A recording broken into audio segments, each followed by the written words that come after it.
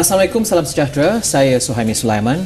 Selepas program ini, rakan saya Haji Nazri Kaha akan menyertai flotila kedua untuk bebaskan Gaza, pertahankan kemanusiaan. Bagaimanapun, Israel telah memulakan peperangan di media dan kalau kita perhatikan di media antarabangsa, mereka telah memulakan pelbagai pendekatan supaya mahukan penduduk dunia tidak menyokong apa yang mahu dibuat ataupun misi flotila kedua ini dengan pelbagai orang kata taktik komunikasinya. Dan pada masa yang sama juga, kalau kita perhatikan, pergerakan masyarakat sivil dunia menyokong apa yang mahu dibuat oleh flotila kedua ini. Tapi ini yang makin menggusarkan Israel, jadi mereka menggunakan taktik pelbagai seperti menggunakan apa yang kita kata lobbynya di merata dunia. Dan persoalannya pada hari ini ialah, atau apa yang kita nak bincangkan ialah bagaimana kita perlu mempunyai pendekatan media yang lebih bijak supaya dapat menangani orang kata propaganda ataupun message yang cuba diketengahkan oleh Zionis ini di dalam media antarabangsa. Ini yang kita akan bincangkan pada petang ini. Bersama saya pada petang ini ialah Profesor Madya Dr. Hafizi Muhammad Noor, Pengurusi Aqsa Sharif Berhad dan juga pengarah Palestine Center of Excellence atau PACE, dan sudah tentu Nazri Kaha bersama dengan kita pada hari ini. Saya nak terus kepada Dr. Hafizi. Kalau kita tengok Israel lobbyist di mana-mana dengan kuasa keuangannya dan setelah pun diterapkan sebegini lama, apakah mungkin cara pendekatan baru? Kerana apabila kita perhatikan media yang melaporkannya, kita nampak pro-Israel dari segi penceritaan dan sebagainya. Bagaimanapun, ada juga cerita-cerita di mana di dalam Israel itu sendiri mempunyai orang kata tidak berpuas hati dengan apa yang dibuatkan oleh kerajaannya, tapi suara itu tidak kedengaran sebegitu kuat.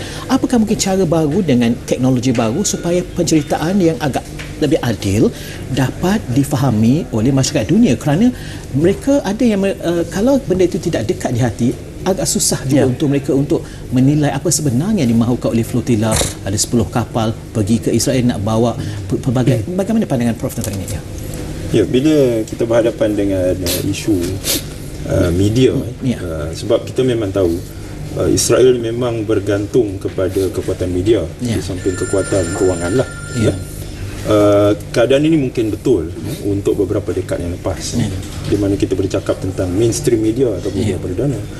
Tapi sekarang ni kita ada media alternatif, media online, internet. Bahkan kalau kita bercakap tentang telekomunikasi, kita ada Twitter, dan bahkan teknologi-teknologi terkini. Saya baru diperkenalkan ada kod dan sebagainya. Ini adalah merupakan suatu pertarungan yang tidak lagi shifted towards Israel. Maknanya sekarang ni pertempuran ataupun pertarungan ni sudah mula balance, sudah mula seimbang. Dalam erti kata, Israel tidak lagi mempunyai free hand untuk melakukan apa yang dia hendak. Kerana itu kita dapati tadi dia beritahu Israel sekarang ni sedang giat meneroka ke semua negara-negara Eropah, bahkan bercakap di pentas-pentas universiti untuk memenangi hati dan pemikiran, winning hearts and minds. Itu menunjukkan bahawa mereka tercabar. Kalau dulu mereka tak perlu melakukan ini, cukup dengan media, cukup dengan mungkin The Daily Telegraph, Washington Post, New York Times, Chicago Tribune, LA Times, cukup. Tapi sekarang ni nampaknya tak cukup. Itu menunjukkan bahawa mereka terpaksa bekerja lebih keras untuk membentuk pandangan umum. Maknanya sekarang ni the keyword is public opinion. Siapa yang memenangi public opinion, mereka inilah yang akan memenangi peperangan jangka panjang dengan Israel. That is the game that we are playing now. Jadi saya rasa kalau nak bentuk public opinion ni sekarang ni, kita pun sedia maklum media perdana tidak lagi memainkan peranan yang utama. Sekarang ni dengan handphone yang ada di tangan, especially the young people, the Y generation Y, they are very empowered. Mereka tidak lagi bergantung kepada media resmi. Bahkan mereka bertukar-tukar maklumat sesama sendiri. Inilah yang mencetuskan the Arab Spring, the uprising in Tunisia, in Egypt. Maknanya kita lihat ke media memang hilang kawalan, dan ianya diambil alih oleh Twitter, oleh Facebook dan sebagainya. Itu dari segi teknologi. Tapi kalau dari segi pengisian ataupun kontennya, kalau kita boleh gunakan Eropah sebagai contoh, kerana apabila saya melayari internet, saya dapat membaca di mana bekas duta Israel ke UK contohnya pergi ke 70 kampus untuk memenangi public opinion, pandangan awam tentang apa yang sepatutnya dihalalkan, apa yang dibuatkan oleh Israel ke atas Gaza itu. Kalau hendak mengubah public opinion atau pandangan awam di Eropah sendiri tentang supaya mereka itu harus menyokong pembebasan ataupun membebaskan Gaza ini, bagaimana harus dilakukan penceritaannya, kerana setelah saban bertahun-tahun mereka disogokkan dengan Israel lah terbaik dan sebagainya, kekejaman telah pun dilakukan bertahun-tahun ke atas Israel, tapi bagaimana untuk menukarkan itu semua dan memenangi hati supaya mereka menyokong apa yang dibuat oleh flotilla ni? Saya rasa dengan anjuran flotilla 2 ni yang akan berlepas tak lama lagi yang disertai rata-rata oleh masyarakat Eropah, itu menunjukkan bahawa sebenarnya pandangan umum sudah memihak ataupun sudah tidak memihak lagi kepada Israel. Bayangkan kalau kita mengadakan misi yang serupa, let's say 5 tahun mungkin yang akan berada di atas kapal itu orang-orang Arab saja ataupun orang-orang yang beragama Islam. Tapi hari ini kita dapati even dalam misi yang lepas Mavi Marmara ada seorang padri Kristian, kemudian ada seorang ahli parlimen Knesset kan, itu menunjukkan bahawa sekarang ni di kalangan rakyat Israel sendiri, bahkan ahli parlimennya sendiri yang tidak lagi menyokong gagasan yang disogok oleh Zionis. Bagi saya lah, apa yang kita lihat ni adalah satu proses. The fact that we are winning, kita sebenarnya sudah memenangi pemikiran dan juga hati masyarakat antarabangsa. And we are seeing this very clearly dalam Land Convoy VP5, we are seeing this very clearly dalam Mavi Marmara, and we are seeing it again dalam Flotilla 2. Jelas bahawa sekarang ni isu ini bukan lagi isu Palestin. Ini adalah isu antarabangsa. Dan if history is anything to go by, kita melihat apa yang berlaku kepada South Africa sedang berulang, and history repeats itself. Bermakna kalau diizinkan Tuhan, kalau panjang umur, kita akan menyaksikan Israeli days numbered lah. Mereka sedang membilang hari-hari menuju pengakhirannya. Kalau kita tengok masyarakat Eropah sekarang ni, kalau dulu saya yakin kalau kita buat survey, kita buat tinjauan apa pandangan mereka tentang Israel, maka pandangan mereka sudah tentu positif. Mungkin hampir 100%. Tapi hari ini percayalah, kalau kita melakukan survey yang sama, tinjauan yang sama, kita nak dapat 60% pun susah. Okey Prof, saya terpaksa berhenti rehat sebentar. Bila kembali, bolehkah mungkin kita dapat, kalau kita melompat ke depan dan mungkin kita boleh agak di sini, apa agaknya strategi PR Israel apabila flotilla itu dah sampai ke situ apa agaknya kali ini? Kerana sebelum ini kalau dengan Mavi Marmara mereka mengata inilah orang kata pun flotilla, orang kata dengan penuhkan kebencian, penuh dengan orang kata pun hatred, flotilla untuk menyokong teroris Hamas misalnya. Tapi kali ini dengan kalau penduduk Eropah yang mengetahui flotilla ini, apa rasanya lagi PR-nya? Kita berhenti rehat, akan kembali selepas ini.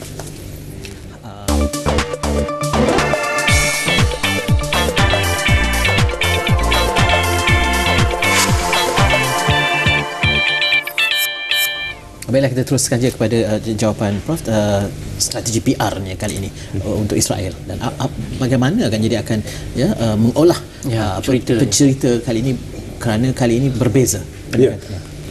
Sangat berbeza kali ini. Sebab kalau dulu mereka memberikan ataupun mereka portray misi-misi kemanusiaan memang diterajui oleh mereka yang simpati ataupun ada unsur-unsur kaitan dengan rakyat Palestin leftis dan sebagainya, dikaitkan dengan Hamas dan sebagainya. Tapi sekarang ini kalau kita tengok komposisi those yang mereka yang bersama-sama Flotilla 2 ini memang tidak munasabah untuk mengatakan bahawa mereka ini ada elemen-elemen simpati kepada Hamas. Sebab imej Hamas itu sendiri belum lagi begitu bersih di mata masyarakat antarabangsa. Mereka masih lagi dilabel dengan label-label yang negatif lah. Sama ada benar atau tidak itu isu lain.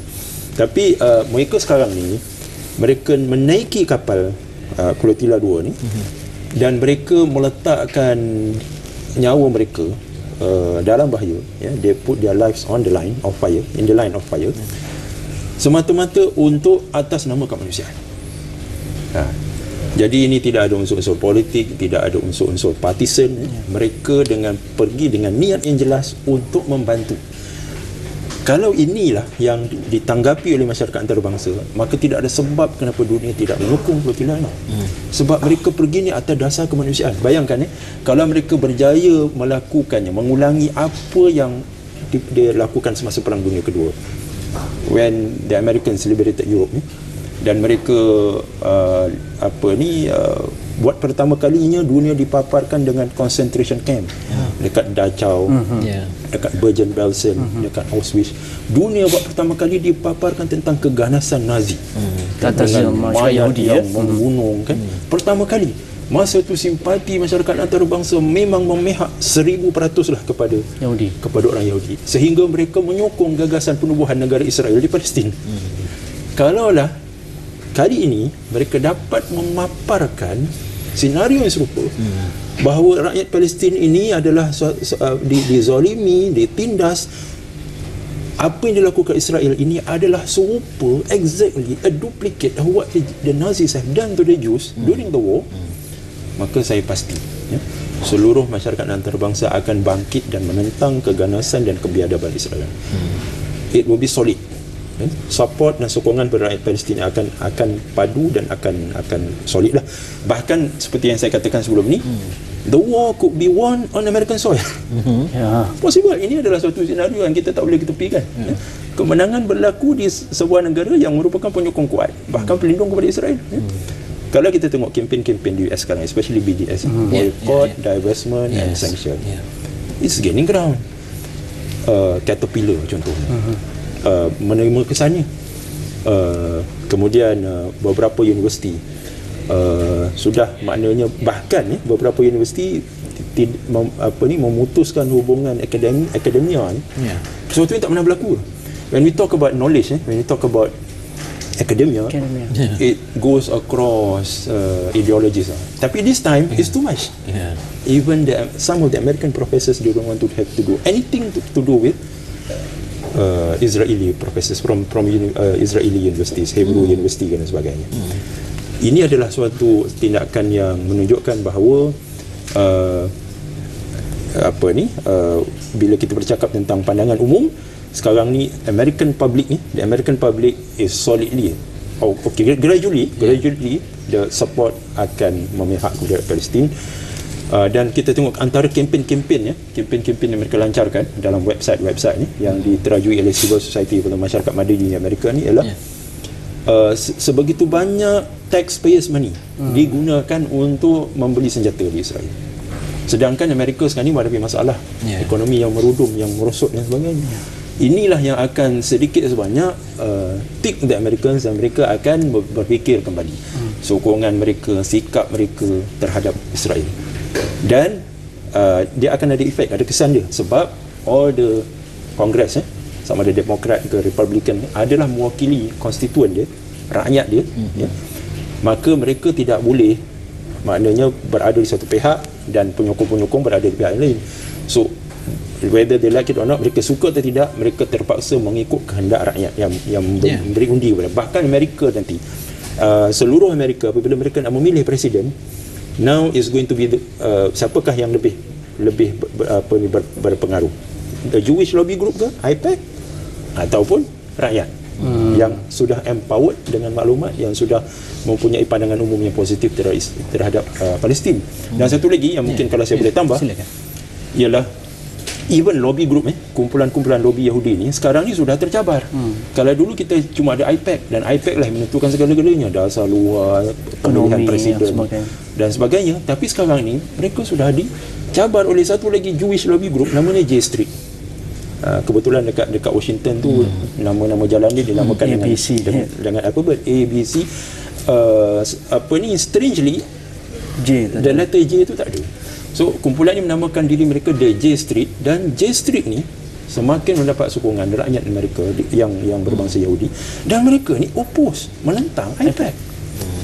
Mereka merasakan apa yang dilakukan oleh Israel tak patut, tak wajar ke atas rakyat Palestin. Mereka nakkan satu pendekatan yang lebih humane, yang lebih humane. Dan mereka juga menyuarakan bahawa hak rakyat Palestin mesti diiktiraf, mesti cari jalan supaya hak rakyat Palestin diiktiraf, bukannya dinafikan seperti yang dilakukan oleh Israel pada hari ini. Okey, sebelum kita berhenti rehat, saya nak booking soalan pada Dr. Fizzi. Kita lihat kebangkitan Arab Spring yang sedang bergelegak di Timur Tengah sekarang, bermula dengan Tunisia, Mesir dan juga Libya. Saya baru pulang daripada Timur Tengah beberapa minggu lepas dan sebagainya. Apa yang berlaku di Bukit Golan pada beberapa 3 minggu lepas, 28 orang mati di sepadan antara Syria dan juga Israel, menunjukkan bahawa ini sesuatu yang tidak pernah difikirkan oleh Israel. Kebangkitan rakyat Syria, walaupun mereka ada masalah dalaman di Syria, tetapi mereka menuju ke sepadan Bukit Golan yang selama ini cukup signifikan dengan perjuangan rakyat Palestin yang berada di luar Palestin itu sendiri dan mencari tanah asal mereka. Nampak itu seakan-akan menjadi satu higawan buruk kepada Israel dengan konsolidasi Arab selepas ini. Mereka tidak melihat pada sekutu mereka, Amerika Syarikat ataupun Kesatuan Eropah, tetapi mereka bangkit dengan acuan mereka sendiri. Adakah itu membantu flotila kali ini untuk membangkitkan orang kata pun perception dunia tentang isu di Gaza? Itu kita jawab selepas ni. Kita rehat, akan kembali selepas mesej ini.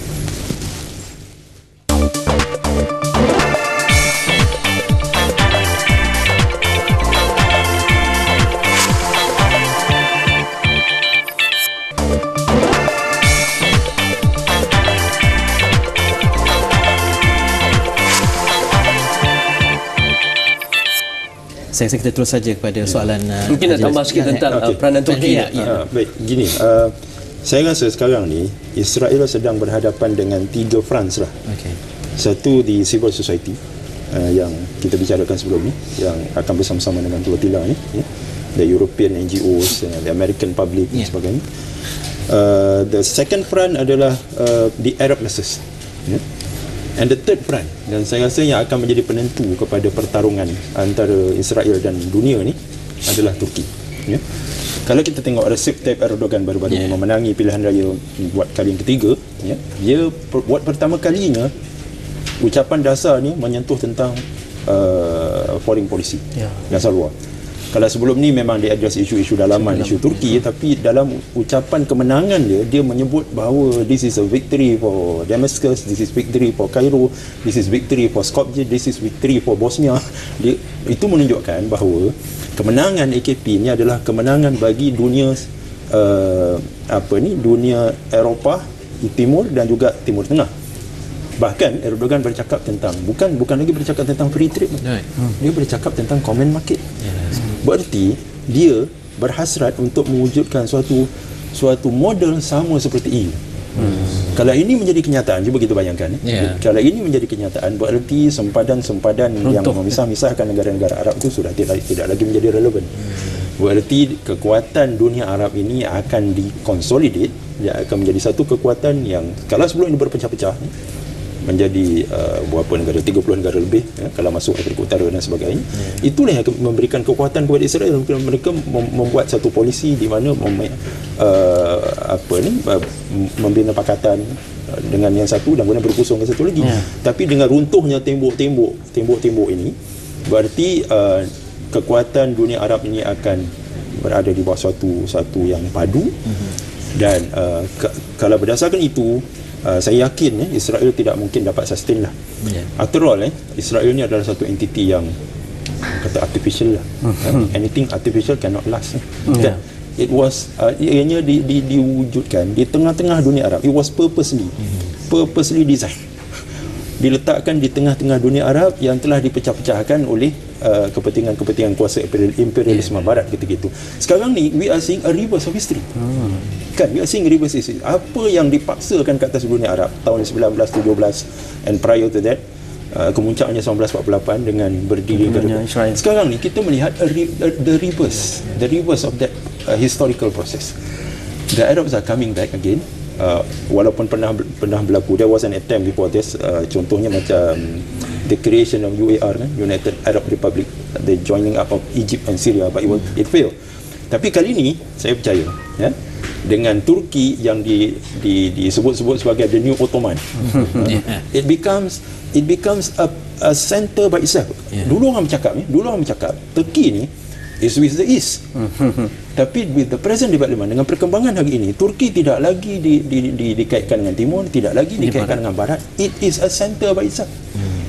Dan sekiranya ini Turki benar-benar menjadi satu kuasa yang boleh membawa satu perubahan, bukan sahaja di dunia Arab tapi di Eropah, saya rasa Israel akan berubah berubah dari kata itu yang kita sebut tadi.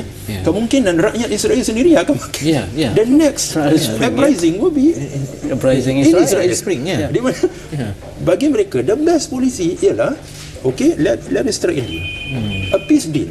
Now this time it has to be genuine. Bukan lagi perjanjian-perjanjian damai yang kita tahulah sebenarnya satu penipuan. Tapi kali ini it has to be genuine. It has ianya perlu dilakukan dengan matlamat untuk mengakui hak rakyat Palestin yang sudah dinafikan sejak 64 tahun yang lalu. Mereka akhirnya terpaksa menyokong gagasan. Gagasan mencipta kedamaian yang tulen. Bila ini berlaku, percayalah, akan wujud satu proses di mana akan ada tolak ansur, akan ada satu negotiation yang tulen, yang genuine, di mana semua pihak will try to come up with an amicable solution yang bukan saja menguntungkan dunia Arab, yang bukan saja menguntungkan Eropah, bukan saja menguntungkan rakyat, mengembalikan hak rakyat Palestin, bahkan orang-orang Yahudi sendiri tidak akan dizalimi. Prof, saya ada seminit setengah saja lagi. Saya rasa penonton mahu tahu juga persiapan Haji Nazri berenang 3 jam sekarang. Saya rasa agak tak ni soalan kena jawab. Okey. Kami 10 orang daripada Malaysia yang akan bertolak pada hujung minggu ini sudah melakukan apa yang boleh kami lakukan, seperti persiapan menghadapi serangan tentera Israel misalnya, kerana pastinya flotila kali ini tidak membawa mesej keganasan langsung dengan itulah penganjur memberi peluang kepada penguasa-penguasa antarabangsa misalnya NATO ataupun PBB misalnya, kalau boleh inspect lah dulu kapal-kapal ni sebelum bertolak dari pelabuhan masing-masing. Tengoklah profil aktivis-aktivis yang akan berada di dalam kapal, benarkah mereka ada kaitan dengan Hamas ataupun pertubuhan-pertubuhan lain yang menaja keganasan dan sebagainya. Kalau itu mereka tidak boleh jumpa, maksudnya ini benar-benar mesej ataupun flotila kemanusiaan, keamanan yang cuba dibawakan. Dan itu satu persiapan. Bagaimana juga kami bersiap siaga kalau ditahan dalam bentuk orang kata berjangka masa yang lama, misalnya di atas deck, misalnya menuju ke pelabuhan, sama ada di Ashdod ataupun sebagainya, berada di dalam penjara misalnya, nak makan ke nak minum dan sebagainya. Itu semuanya sudah diberitahu senario-senarionya, kerana kita tidak tahu kan, seperti mana pengalaman rakan-rakan kita Ashwat dan juga Samsul dan juga 10 orang misi Malaysia pada Mabim Amara. Pengalaman itu menjadi satu pengajaran pada misi kali ini, dan pastinya misi kali ini cukup berbeza, dan segala persiapan sebolehnya kami lakukanlah. Yang kita berdoakan kesejahteraan semua, dan kita menang dari media, kerana perlu mengatasi orang kata biarkan ada banyak keadilan dalam menyampaikan mesej dan juga cerita yang benar. Terima kasih, dan kepada anda yang menonton, kalau mahu memberikan maklum balas, kita boleh terus berbincang di Facebook Astro Awani, kita boleh berjumpa di sana. Terima kasih. Assalamualaikum, kita jumpa lagi.